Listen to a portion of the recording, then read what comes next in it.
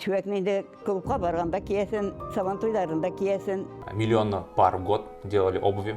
Поражаешься изобретательности наших предков. Просто в голову мысль мне пришла, что нужно снять фильм про Арскую фабрику. Шов очень прочный, он же вообще не расходится, его же распустить невозможно. Шейдула Абый сидит там в Тобольске у себя и шьет и залотным шитьем, и казанским швом, и пайетки, и бисер. Меня зовут Бай Хайруллин, я режиссер этого фильма, и у нас есть совместный проект с Мирой под названием «Казанский шов». Да, меня зовут Мира Рахмат, я являюсь продюсером фильма и основателем школы бюро татарских ремесел Кулыше.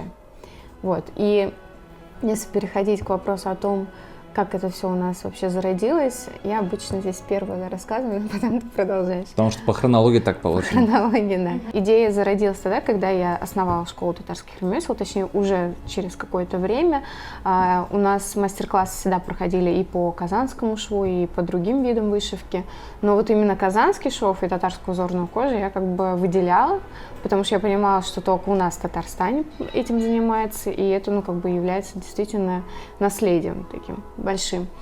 И в этот момент я предложила своим девочкам-преподавательницам, там уже спустя где-то полгода работы, съездить в Арск и посмотреть Арскую фабрику. Ну, точнее, что от нее осталось, потому что мы понимали, что фабрики уже нет, но мы всегда рассказываем на мастер-классах про нее и думаем, так, ну мы там даже не были, не общались никогда с бывшими работниками, да, там интересно же узнать. И я, получается, обратилась как раз в музей, попросила, чтобы мне дали, ну, познакомили нас с каким-нибудь бывшим работником, и заодно вот мы посетили, получается, музеи этого города, там нам рассказали про фабрику, и потом нас познакомили с семьей, как раз бывшими работниками Арской фабрики, вот главными героями, можно сказать, ну, от которых все началось вообще, вся эта история. Энес Абый и Суфия-апа, они там 45 лет Энес Абый проработал на именно Арской пано.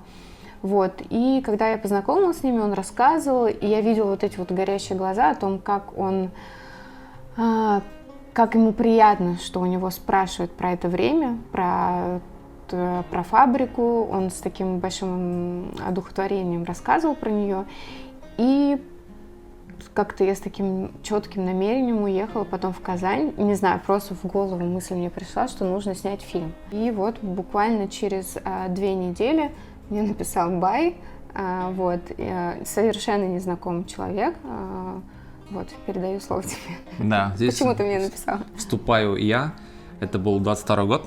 Я закончил документальный фильм про бильярд. И я начал искать новую тему для фильма. В принципе, у меня было 2 ветки. Первый — это татарский танец. Было интересно, да, тематика. И второе — это орнамент татарский. Я подумал, прикольно, красивый узор, какая история в них. И начал искать, что можно будет поснимать. И поехал я в Арск, то есть в музей заказания, Казанский музей, чтобы вдохновиться на эту тему. Приехал, мне показали, что есть, какие экспонаты, и провели небольшую экскурсию, где, в принципе, рассказали, что вот в Арске делали ичиги, татар щитикляры, из казанского шва. В принципе, я только тогда об этом узнал, до этого не знал, вот честно скажу. И мне они сразу понравились, потому что я с детства всегда был в танцах. Татарша биеп, татарша жырлап, гело яктабыздын щитикляры. И исходя из этого я подумал, классно, и танцы тут есть, и орнамент, и что-то новое, именно казанский шов. Я, в принципе, решил снять фильм, потом это озвучил экскурсоводу. Она говорит, слушай, тут была до тебя девочка, приезжала, хочет тоже снять фильм, может вам как-то вместе это сделать? Я такой, опа, ну давайте, дайте, пожалуйста, номер. Потом приезжаю в Казань, звоню Мире. Я говорю, вот такая-то идея, ты что скажешь? Она говорит, вот я тоже хотел снять фильм, и мы решили увидеться, обсудить эту тему, и оказалось, что у нас даже офисы находились очень прям рядышком. У нее по проекту Кулыше, у меня по нашему продакшену находился рядом, и так мы встречались тут, обсуждали идеи. Все содержание, оно по ситуации, да, у нас происходило. То есть мы как бы вроде поняли направление. Я понимала, что мне важно Арскую фабрику, и я это передала информацию Баю, что вот мне важно их раскрыть, да, давай съездим, пока, ну, покажем им, точнее, съездим и снова снимем интервью, вот именно Энес Абый и Суфия-апа, и у нас началось именно с них. То есть Бай поддержал эту идею, и потом мы уже, получается, начали углубляться. то здесь снимем героев, тоже бывших работников, то снимем историков, которые рассказывают именно про сам шов и его историю. Показываем Да. фильмы основных людей, кто сейчас этим занимается. Эльдар Рабы очень много лет уже занимается этим, то есть вот из моей памяти, из моего опыта это лет 10 точно, ну я думаю, что до меня он еще, то есть до знакомства с ним, я думаю, он еще занимался этим, вот, но это для меня уникальный человек в том смысле, что он продолжает и продолжает из года в год выпускать учеников. То есть это вот не так, что, к примеру, он создал там какую-то школу, там еще что-то, просит там деньги на эту школу, там еще, а он просто в таких условиях, да, ему там иногда выделяют пространство, там, ну, он в разных местах работал, и вот в колледже технологии дизайна, я помню, с тех времен его, да, там, когда он студентов обучал. Но самое интересное, что все те мастера, с которыми я работала, ну, 80% это ученики Эльдара Рабы. Умеет любить в это. Да, нужно именно использовать такую нить, не вот эту вот там, например, ну, я сейчас не знаю, как у него, но раньше, я помню, говорили, что, например, он хлопковую нить выбирал, да, не вот эти мулине синтетические, которые сейчас готовы, а то есть ты сам вощишь нитку специально, ну, то есть там по всем технологиям, вот он, то есть, сохраняет еще эти традиции и вот передает как раз людям, женщинам в основном уж, которые хотят продолжать. И вот очень много мастеров, которые сейчас на дому работают, это ученики Эльдара Рабы. Была задача, в первую очередь, это сделать такую базовую отправную точку в плане информации. Например, нужно прочитать много-много книг, изучить, поспрашивать, например, а здесь можно будет посмотреть вот этот часовой фильм и получить уже необходимую информацию для того, чтобы начинать вести работу. Это вот была первая задача, а вторая точка – дать, конечно, мотивацию молодежи. В принципе, я своим поступком, когда вот создавал там бренд Альбай, хотел показать то, что любой желающий может это сделать, по сути. Было самое главное, чтобы было бы желание, да. И как раз-таки мы там фильм показываем и опыт Арска, опыт мастеров, которые были до революции. В принципе, повторяя их опыт, можно сейчас уже, так скажем, монетизировать вот эти услуги по созданию пошива обуви, либо по созданию других изделий из казанского шва. Это реально и можно монетизировать в наше время. Да, в принципе, это ручная работа, и, в принципе, люди готовы, я так понимаю, за это платить. Просто мало пока тех, кто могут это изготавливать. Да. Ну, то есть мы показываем в конце фильма, мы как раз даем такую нотку, как сказать, веры в будущее, потому что есть мастера, которые этим занимаются, да, есть бренды, которые этим занимаются. Должен появиться такой бренд, который сделает на уровне и дизайн, и маркетинг. Его нет. Ну, для меня его нет.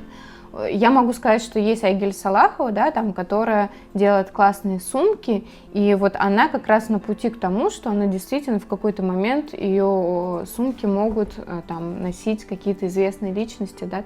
Но мне кажется, сейчас мир такой в этом смысле доступный, что ты можешь сделать классный продукт, главный продукт. Здесь же еще очень зависит от маркетинга. Да, в первую очередь маркетинг важен. Да.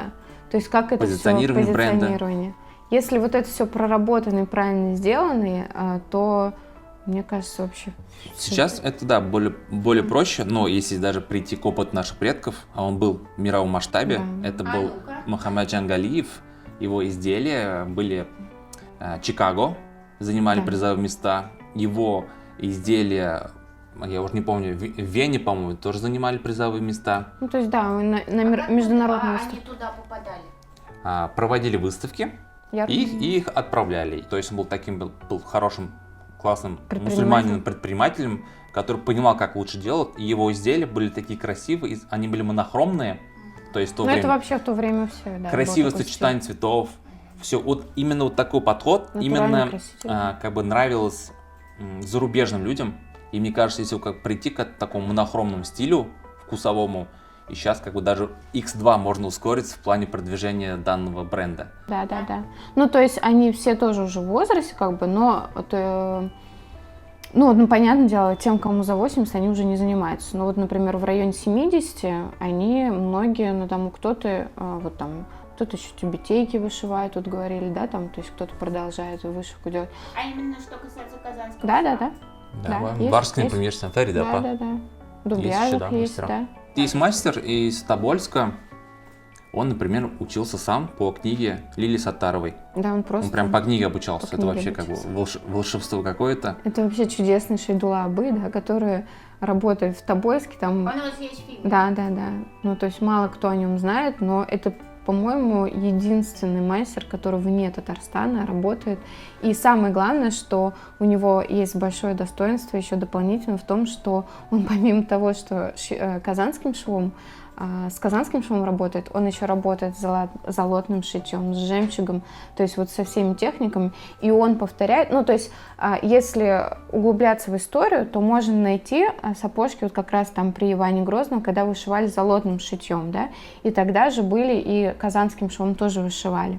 И вот эти вот сапожки, где и золотное шитье, и казанский шов вместе, в Татарстане я не видела, ну, может быть, какие-то есть для музейных экспонатов, но вот так вот, чтобы мастера кто-то сейчас этим занимался сам, такого нет. И только Шейдулла Абый сидит там в Тобольске у себя и шьет и золотным, и все сам вручную, и золотным шитьем, и казанским швом, и пайетки, и бисер, и все собирает сам еще, Да, он как сам. сапожник. Всё. Он сейчас за сапожки собирает, не просто Да, то есть прям... пошел, миксанул. Они рассказывали, в принципе, вспоминали, как все это было, и вспоминают они это все с теплотой. И, например, Феридапай даже в фильме говорит то, что, я говорю, даже не верю, что раньше там по 8 часов сидели и делали это. Они рассказывают, конечно, про свои достижения, о том, что в Липецке они заняли первое место, получается, золотую медаль они получили.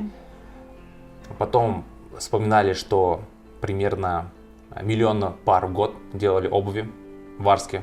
Да, я с такой же реакцией на это посмотрел. У них там был лозунг 8 тысяч пар в день, да? Что-то такое Да. там было. У нас очень много было информации, и она вот приходила просто со всех сторон. То есть вот мы ее как бы, не могу сказать, что мы ее постоянно искали, ну типа где же.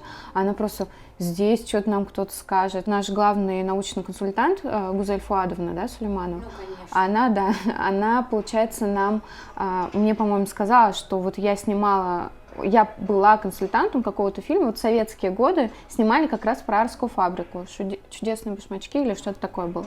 Вот, и она это сказала, и что-то мы начали искать, а потом бац-бац-бац, и оказалось, что есть еще архивы, и мы при том тоже в самом начале мы не все нашли.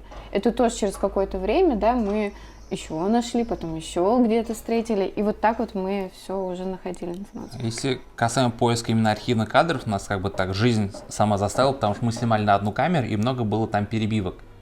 И нужно было чем-то закрывать. И мы пошли в интернет искать все это дело. Как бы так получилось. Мы должны были изучить, набрать больше материала.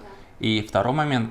У меня был опыт с бильяром, и я понимал, что есть такой специальный сайт, где все это архивы хранятся. И их можно приобрести лицензию на них. Что мы и сделали. Да, и мы, в принципе, пошли туда, искали. И, к нашему счастью, мы нашли примерно 5-6 фильмов таких, прям которые сняты по 2-3 минуты во время СССР.